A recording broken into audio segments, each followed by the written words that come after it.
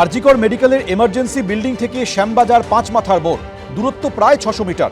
আর এই পথটা নাকি ৪৩ সেকেন্ডে পেরিয়ে গিয়েছিল আরজিকর কাণ্ডে ধৃত সঞ্জয় রায়। আদালতে সিবিআই এর পেশ করা সিসি ক্যামেরা সংক্রান্ত নথি নিয়ে এই প্রশ্নে উঠতে শুরু করেছে বিভিন্ন মহলে। সুপারম্যান না হলে তো এটা সম্ভব নয় মনে হচ্ছে যে ৪৩ সেকেন্ডে একজন লিফটের ওপরতলা থেকে এসে গোড়াটা হলো। এই ঠিক যেমন এই কথাটা বললেন, সিএফএসএল রিপোর্ট নিয়ে যে ব্যাপারটা হলো, ডিএনএ রিপোর্ট নিয়ে কিছু জিনিস আমরা মিডিয়াতে সামনে দেখছি, ধোঁয়াশাগুলো তৈরি হচ্ছে। ক্যান্সারে নেই আর ভয়, এনসিআরআই হবে এর জয়। আপনাদের ভরসা নেতাজি সুভাষচন্দ্র বোস ক্যান্সার হসপিটাল। এগুলো তো আমাদের প্রশ্ন, সাধারণ মানুষের প্রশ্ন, আমরা বুঝতে পারছি না বলে প্রশ্নগুলো করছি। তাই এটার জবাব ঠিক কী দিচ্ছে, মানে এই যে গোড়াটা রয়েছে তার এক্সপ্লেনেশন কি, কিভাবে হচ্ছে, এইটা যদি স্পষ্ট করে দেওয়া হয় তাহলে আমাদের মধ্যে তো কোনো ধোঁয়াশা থাকে না।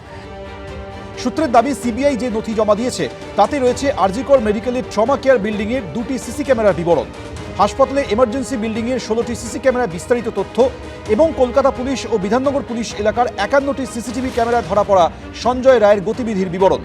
এইসব ফুটেজের সময় ও গতিবিধির বিবরণে দেখা যাচ্ছে 9 আগস্ট ভোর 4:32:25 চেস্ট মেডিসিন বিভাগের বাইরের সিসি ক্যামেরায় ধরা পড়েছে সঞ্জয় রায়ের ছবি। ফুটেজের বিবরণে বলা হয়েছে, সঞ্জয় রায় ওয়ার্ডের দিক থেকে ক্যামেরার দিকে আসছিল।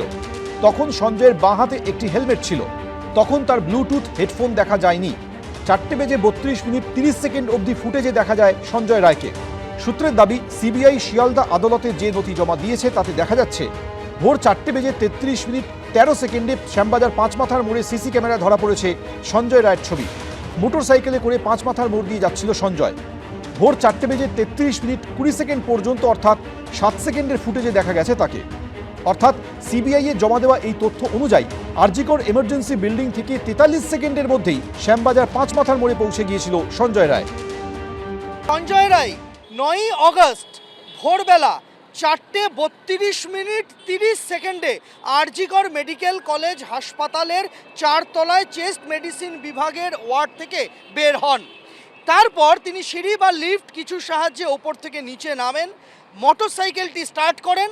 আরজিকর মেডিকেল কলেজ হাসপাতাল থেকে মোটামুটিভাবে 700 মিটার দূরে এই শ্যামবাজার ৫ মাথার মোড়ে আসেন যখন, তখন ঘড়ির কাঁটা বলছে 4:33:13, অর্থাৎ মাত্র 40 সেকেন্ড সময় লেগেছে আরজিকর মেডিকেল কলেজ হাসপাতালের ঘটনাস্থল থেকে সঞ্জয় রায়ের নামতে, মোটরসাইকেল স্টার্ট দিতে এবং শ্যামবাজার ৫ মাথার মোড়ে পৌঁছাতে। সঞ্জয় রায়কে প্রথম চার্জশিটে সিবিআই যেভাবে দেখানোর চেষ্টা করছে যে তার দ্বারা 25টা আঘাত করা সম্ভব, সঞ্জয় রায় এই ঘটনার সাথে যুক্ত আমরা ভাবছি, কিন্তু এর বাইরে বাকি যারা আছে তাদেরও তো দেখতে হবে।